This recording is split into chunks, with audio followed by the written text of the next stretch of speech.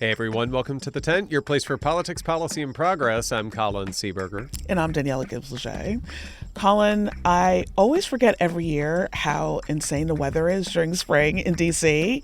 It's like one day it's cold, then it's really hot, and then it's raining for like 100 days. Yes, we have to be weather alert at all times because you may get hail, you may get tornado warnings, you may get washed away on your commute home. Very true. But thankfully it hasn't been too bad over the weekends. I have a little one, so we are always keeping tabs on the weekend forecast. Exactly. So I will be thankful for that. But I'm also thankful for a great conversation that you had this week. You're right, Colin. I spoke with Bharat Ramamurti, the former deputy director of President Biden's National Economic Council.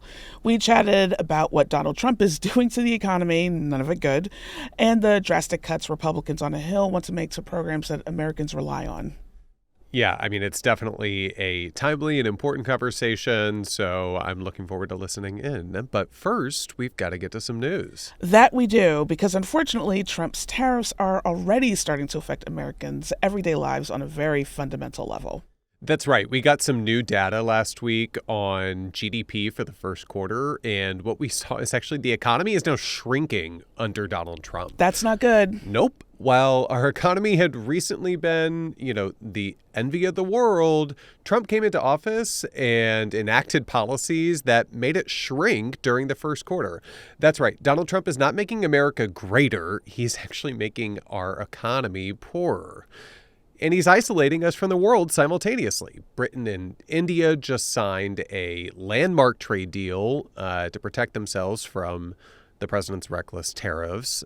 America's really on the outside looking in. No wonder we see that our trade deficit in the run-up to the president's April 2nd tariffs announcement actually reached a record high in March. Trump's trade wars are skyrocketing construction and remodeling costs too, which is in turn raising the cost of housing.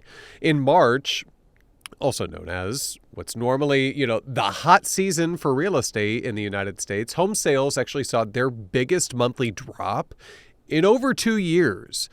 Construction spending also sunk across the board in the same month. And the rate it takes builders to break ground on new housing projects actually dropped by over 11%. Because of the economic uncertainty that Trump has created, builders are worried. 60% actually said that their material suppliers are either increasing or planning to increase their prices because of the tariffs, according to Wells Fargo's Housing Market Index. Builders are also estimating that this could hike up the cost of a typical home by $11,000. Wow. That's right, $11,000 per home. Not to mention the increased cost of borrowing for a home mortgage, right? As we still see interest rates are sky high.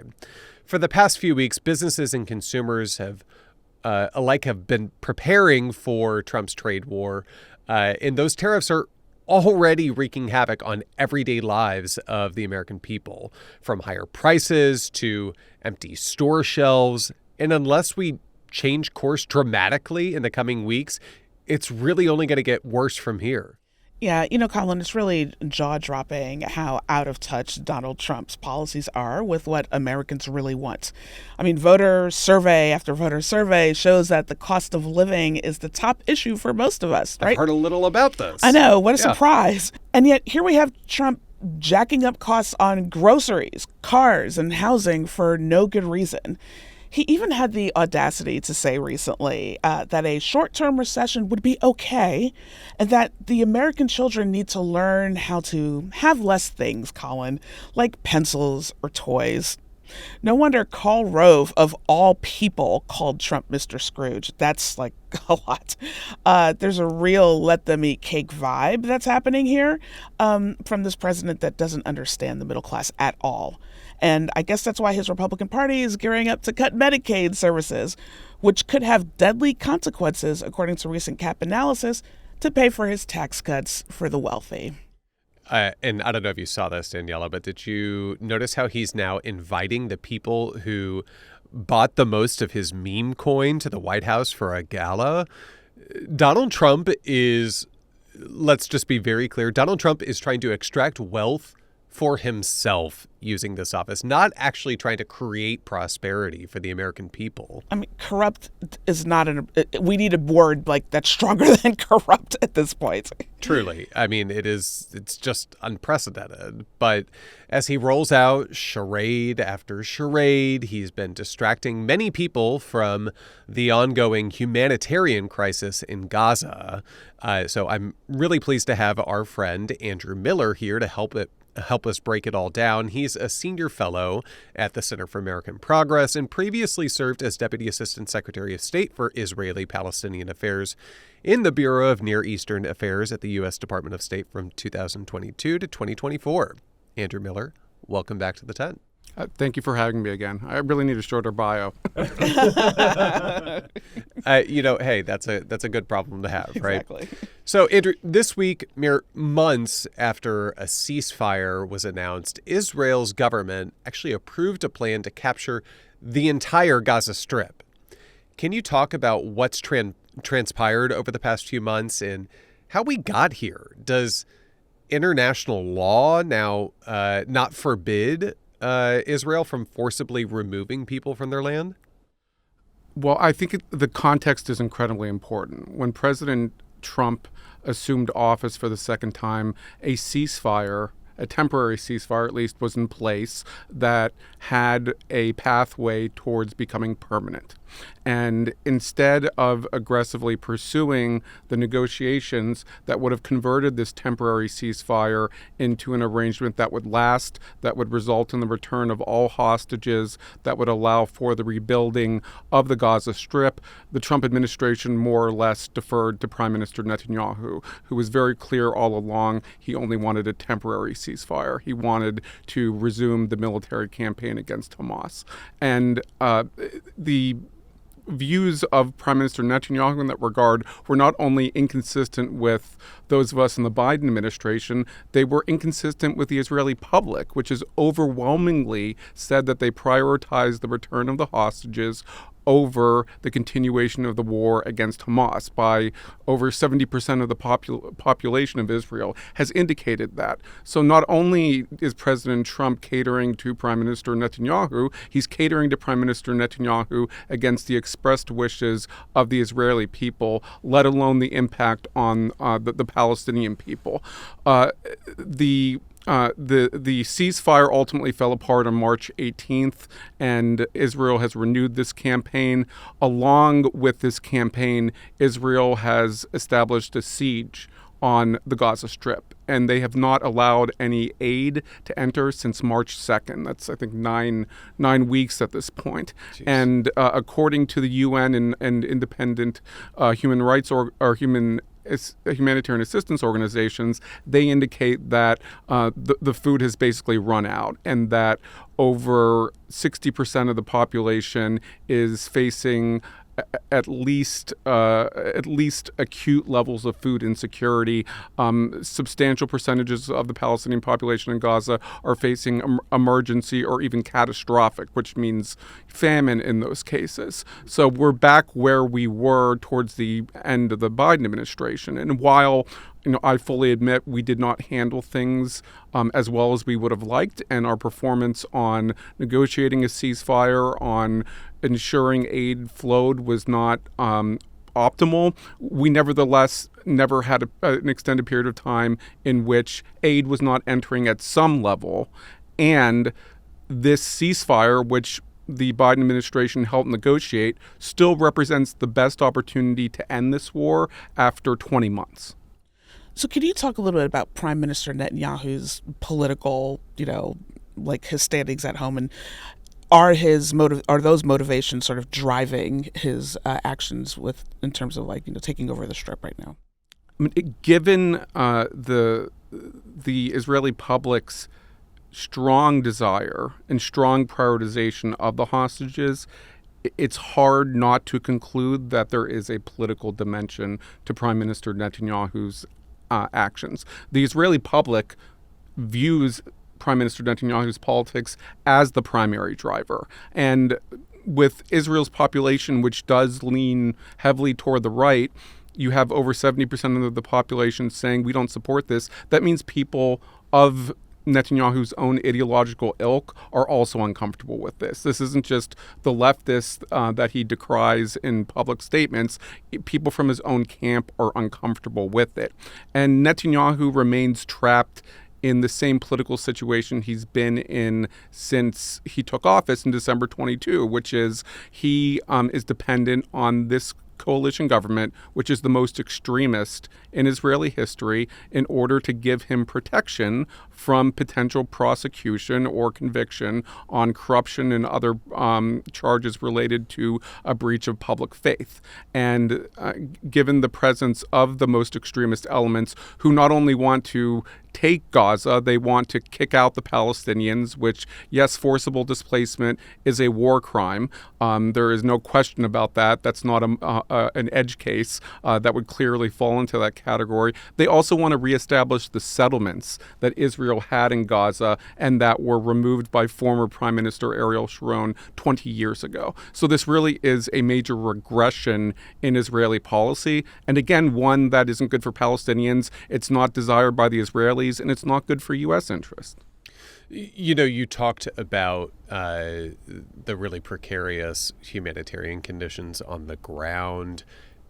You know, you mentioned that this is kind of the worst that things have been since the Biden administration left office. I mean, it seems to me that this is even worse where we are today in terms of kind of the posture of where this actually goes to next than we have been in quite some time, if not throughout the entirety of this conflict over the course of the last, nearly 20 months or so. I'm curious to get your take on how do you see this new campaign from Israel potentially fomenting an even greater regional conflict, which of course was always a worry throughout, the course of the first year or so of this conflict. Are you worried that this ends up breaking into a larger theater than just Israel and Gaza? First, I'd draw viewers' attention to an article I published in Foreign Policy with Phil Gordon, Vice President Harris's former national security advisor, where we essentially made the argument you just did, that although we are not satisfied with our performance on the humanitarian front during the Biden administration, it is objectively worse under the Trump administration, and categorically worse.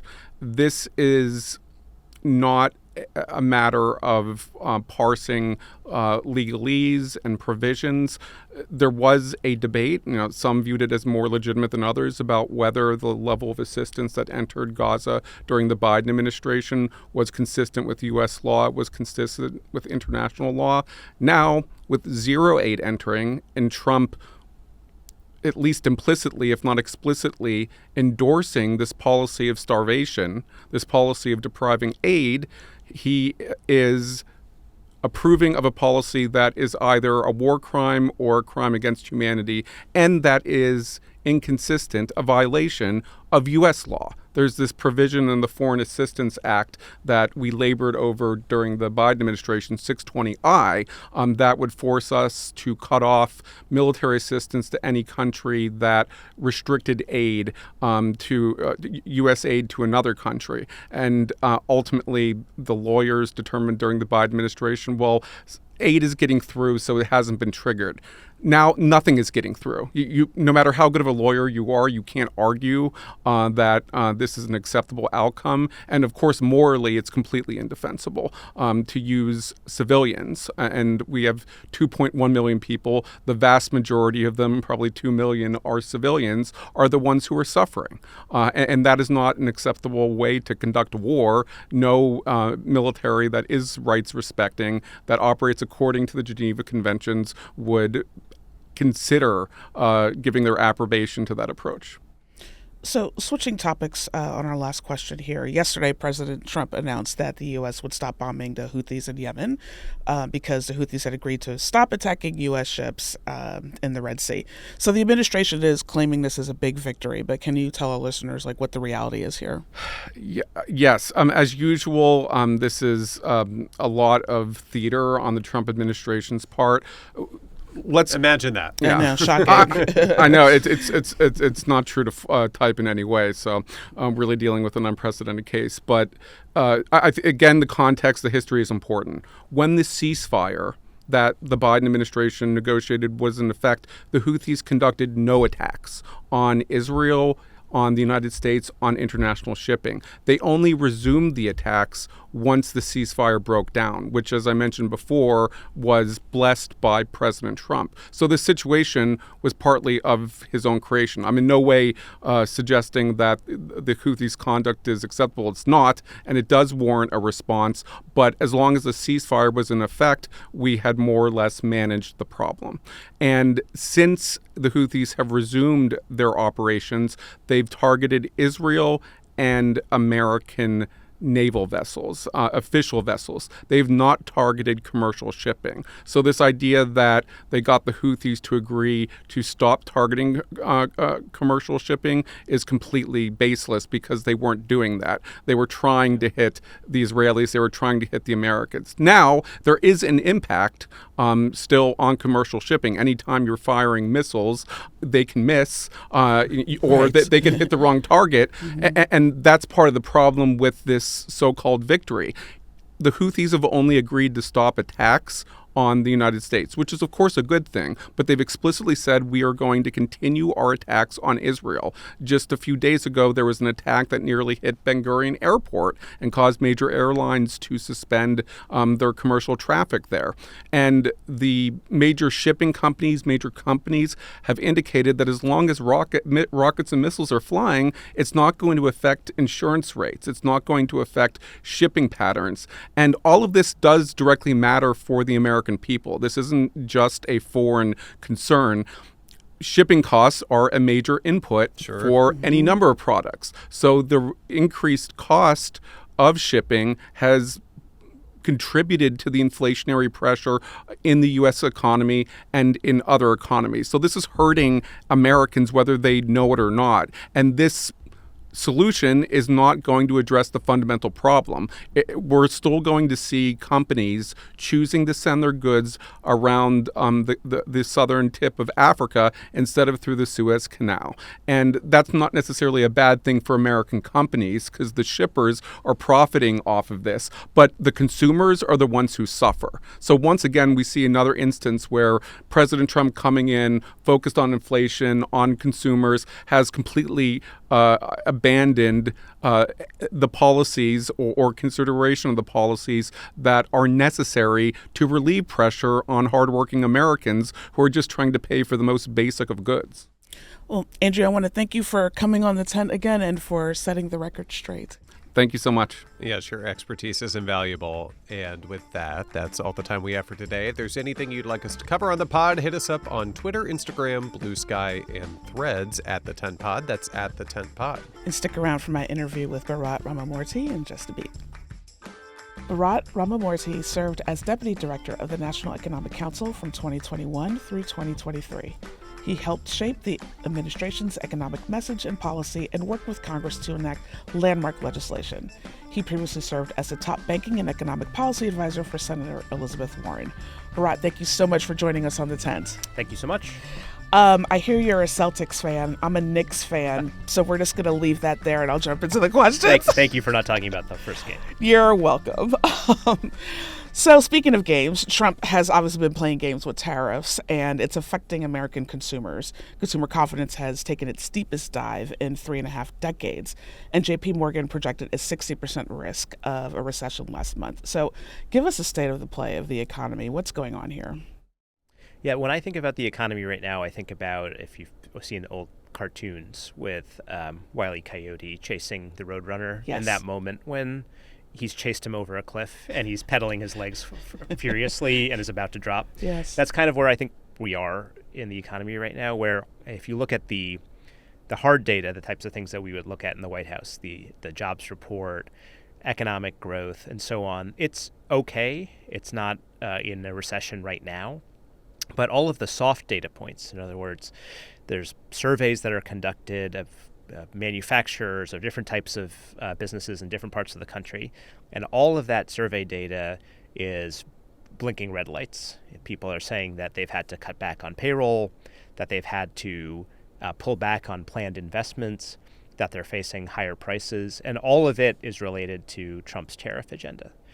Sort of mechanically, by putting in place a universal 10% tariff with much higher tariffs than that on China, you are raising the cost of importing goods into the United States. And even for America's manufacturing sector, which is supposed to be the beneficiary of this set of policies, about half of the things that they use to produce things in America are imports because you rely on certain parts from abroad.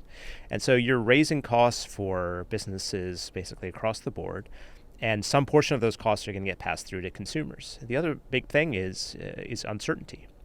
And it's kind of a vague term, and when people talk about it, sometimes they're being a little squishy. But in this sense, you can tell what the impact is going to be.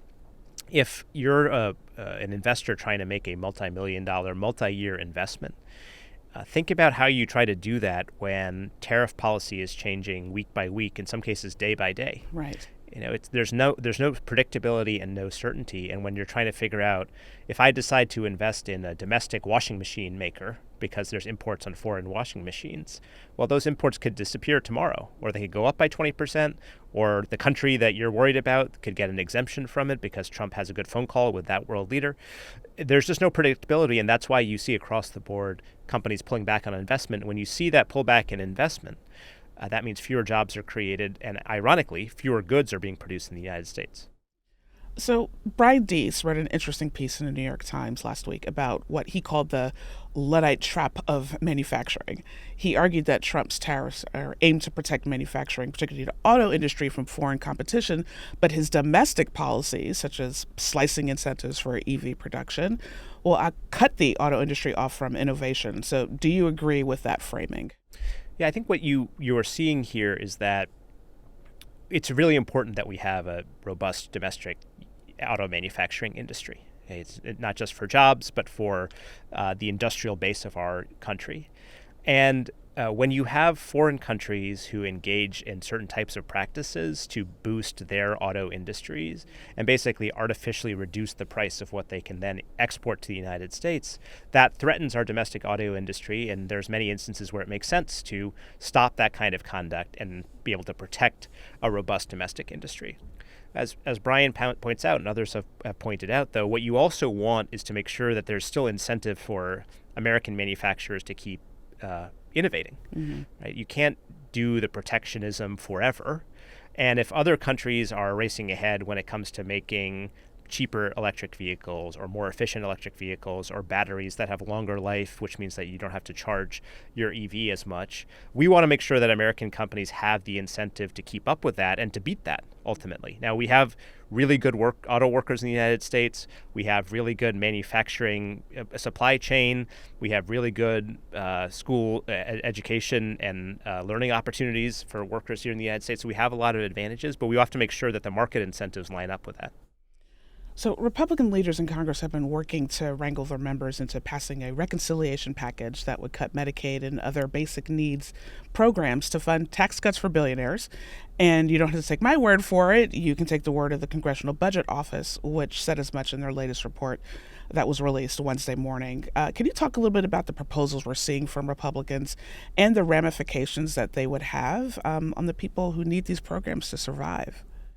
Yeah, I think it's worth zooming out a little bit and remembering why we're in this position. Mm-hmm. So in 2017, during Trump's first term, and there's Republican control of Congress, they passed the Tax Cut and Jobs Act, which did a number of permanent changes to the tax code, but also did some 5-year, 8-year changes to the tax code. And a lot of those were tax cuts for individuals slanted to the wealthy side. All of those are expiring at the end of 2025. So what this bill does is basically extend those tax cuts, which again are wildly favorable to the wealthy, for an additional period of time, and it costs many trillions of dollars. Yes. And what they're trying to do is offset part of the cost of that with huge cuts to Medicaid.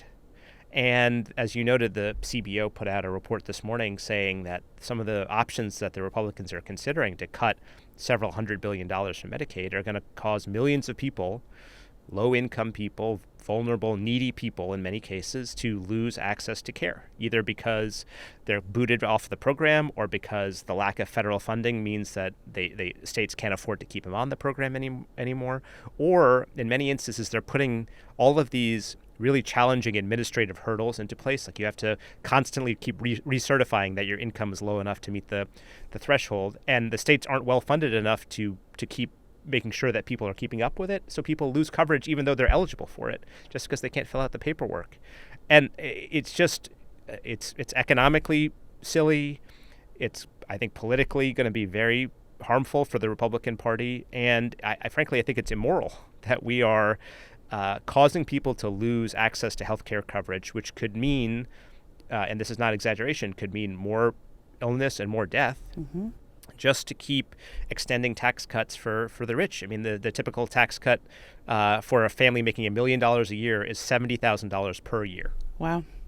That's a lot, all on the backs of people who can least afford it. I want to shift topics a little bit. Donald Trump has been a lot less shy these past couple of months in attacking independent agencies. And recently he's gone after Federal Reserve Chair Jerome Powell, calling Powell, quote, political, and accusing him of cooking the books for Democrats. So for our listeners, can you talk about why the Fed's independence is so important, and what do you think would happen if Trump tried to actually remove Powell? Yeah, there's actually a lot of interesting academic research on this. When you have a central bank like the Federal Reserve, whose main job is to set interest rates, the countries where that central bank is independent rather than being controlled directly by the head of state or by the legislature, have much better outcomes. They have more growth, they have more stable prices. And it makes sense because everyone knows that there's a political benefit in many cases to cutting interest rates. People don't like high interest rates. It means that the cost of getting a mortgage is more. It means that your credit card interest rate is higher. For small businesses, it means that the cost of getting a small business loan is higher. So people like it when interest rates come down. But for the central bank, keeping interest rates high is an important tool for keeping prices in check. And what tends to happen in countries where there isn't this independence is that they keep rates lower and lower, and they tend to have runaway inflation, and that tends to hurt the economy, and it tends to hurt consumers at the end of the day because their money doesn't go as far as it used to. So there's a real benefit in keeping that level of independence. And I think that if Trump takes steps to fire Powell before his term is up, you're going to see a real panic in the markets, not just the stock market, but in all of the international markets for U.S. treasuries and other financial products, all of which is geared around the predictability and stability of the United States. And getting rid of the Fed chair prematurely, I think, would really cast a lot of that into doubt. So I want to talk about abundance, a topic that a lot of people are discussing, Ezra Klein and Derek Thompson's new book, which lays out a vision to try and lower costs in America. It's been getting a lot of buzz in progressive circles. And, it's certainly gotten us interested here at the tent to pick the brains of very smart people like yourself. On the agenda for the broad center left, with 2026 and 2028 rapidly approaching. So as Democrats develop an alternative agenda to contrast with the Trump administration, where should they focus their efforts? What are one or two big policy ideas that you would love to see the Democratic Party go after? Yeah, I think that we need to focus on trying to solve the problems that people experience in their daily lives. And I think part of what abundance does is get at some of those problems, right? The cost of housing, the cost of energy, which translates to utility costs. Those are really important types of issues that we need to address. There are others, though. I think that Democrats should be talking a lot more about K through 12 schools. That's an issue where when I have 3 kids in school, I meet with a lot of parents, some of whom are left-leaning, some of whom are right-leaning. All of them want their kids to go to better schools, and all of them have concerns about learning loss from the pandemic. In a lot of communities, there's concerns about absenteeism in schools and kids just not going. It would be nice if the Democratic Party had something to say at the national level about what they're going to do about that the next time they're in charge. On abundance specifically, I think it's an interesting set of ideas, but my concern about it is that if you go talk to people at the state and local level, people who are mayors or city councilors or state legislators, a lot of them will tell you that they're supportive of more housing, of making it easier to build, of rolling back zoning requirements that raise the cost of housing and so on. The problem is that it's just politically really challenging. It's unpopular. And not just with NIMBYs or whatever you want to call them, but normal people who are just worried about what's it going to mean for traffic in the morning? What's it going to mean about overcrowding at my kid's school? What's it going to mean about, are all the swings going to be used at the park when I try to take my kid there because there's more people there? Those are legitimate concerns that people who are supportive, like I am, of making it easier to build housing need to overcome. And so while I think that the abundance ideas are correct substantively, my concern is that they are not necessarily that popular politically, and figuring out how to achieve some of those goals while making them politically popular is really the big challenge. So, according to recent estimates, the Trump administration plans to cut IRS staffing by 40 to 50%. CBS News reported Monday that the administration has already fired a third of their auditors. So what will this do to tax revenues, and will these moves actually save the government any money, because that's why they say they're doing them? No, quite the opposite. They will cost the government an enormous sum of money. In fact, if there was one set of people that it would be the stupidest to fire if you're trying to save money, it would be IRS auditors. And there's two reasons for that. Number one, these are the types of people, they're basically hardcore accountants, that are responsible for doing audits of really big corporations, really wealthy people who have their money in all sorts of different types of funds and trusts and investments, and where it's easier for them to try to evade some of their tax obligations because they can move the money around more easily. There are hundreds of billions of dollars at stake, and that's not an exaggeration. Wow. There's something called the tax gap, which is the amount of money based on our tax rules that we should be bringing in if everybody paid exactly what they owed versus what we actually bring in. And in the United States, that tax gap is about 15%. There's about a 15% delta between what is owed and what we actually collect. And that alone is worth, over a 10-year period, several $1 trillion. Wow. Okay? The cost of name your favorite program. Free college, free childcare. We could cover all of that and more just if we close the tax gap. And by the way, the tax gap in the United States is higher than it is in other countries like the UK and so on, because they are more aggressive about enforcement of their rules. So we're going in exactly the wrong direction. And it's not just that the individual cases that these people would be taking on, they're not going to be able to find the money that's being hidden. It's a deterrence thing. Because if you are thinking about, hey, right, I'm taking a risk, maybe I'll try to underpay my taxes by $100 million this year, and you know that their chances of being audited have gone way down because they've cut the number of auditors, it's going to decrease the amount of money that people send in the first place. And so we're really just, cutting off our nose to spite our face. I wonder how much, Donald Trump's family, how much they contribute to that delta, because we'll never know because we haven't seen those tax returns. So I want to finish, I don't need to tell you that there's a lot of frustration and anxiety out there during these first couple of months of the Trump administration. So what advice do you have for listeners who want to fight back, but they just don't know where to start? I would just start at the local level, get involved in your kid's school, in the PTA, get involved in a town meeting, in some ordinance effort in your town. I like to think of it as building a muscle. If you want to exercise that political muscle, you got to start somewhere. And, if you've never run before, you don't want to start by running a marathon. You go out there and run a mile around the block, right? And so get involved at the local level. It's amazing how fulfilling that is, how you can feel like you're really making a difference in the community that you live in. And I think it gives people hope.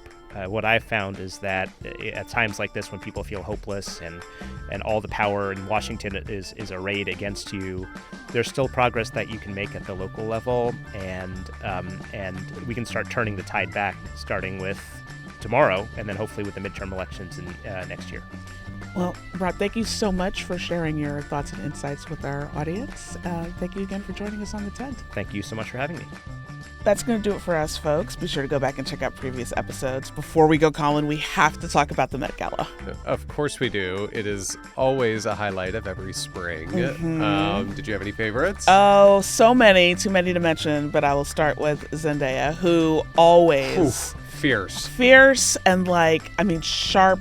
Just the lines and the hat. The tribute to Diana Ross and Mahogany. And then Diana Ross was like there on the steps with her. I mean, it was just, she is so amazingly beautiful. And Laura Roach, her stylist, rarely misses. Yeah, so killed it. Yes. And of course, Coleman Domingo. Which outfit, though? I liked both. Yeah, I always like a surprise. Right? Yeah. It's like, oh, what's underneath that cape? And also, a nod to Andre Leon Talley, yes, who always wore these magnificent capes. So I love that. But then the suit underneath, he does not miss. No, he does not. Ever. He does not. So making their Met Gala debut this year was Christian Lachman, who's a model, and he had this incredible white tuxedo that had a train and this big pink flower on his lapel, and it just it looks so good. It's lovely. Yeah, absolutely ate it right up. Doechii looked so fierce. Per usual. The hair, the cigar, everything about it. It all was worked. Just it was so good. Girl, you go. You know exactly what you're doing. Any misses for you? So my sister and I were actually talking about this because I was like, I didn't really like Kendall Jenner's dress when I first saw it. And my sister was like, actually, you should go back and look at it because it was tailored really nicely and maybe it just didn't look good. And so I went back and looked and I was like, okay, I still don't like it, but I like it a little more than I did before. Okay. I thought, oh wait, there was somebody just flew right out of my mind, and I was like, oh, what are you even doing? There's some people who was like, I just wanted to wear a pretty dress, and I'm like, okay, but you can do that on any red carpet, What are we doing what here? are we exactly? Literally, Yeah. what are we doing here? Yeah. I love Simone Biles. No, I was gonna say it. I was gonna say it. I do, but. It looked like high school cheerleader kind of vibes. Yeah, and it was a no for me. It was a big no for me, and I was like, you let Mr. Simone Biles outshine you with his outfit. He looked great. And people are like, oh, it's because she's short. I'm like, did you see Sabrina Carpenter? Correct. Yeah, that was a complete serve. Yes. Just amazing. Yeah. Yeah. I have to say, so Simone was one for me. Kim Kardashian. Oh, it was yeah. a big miss for No, me. huge. No, thank No. you. But the Met Gala, you got to be able to laugh at it. You got to have fun with it.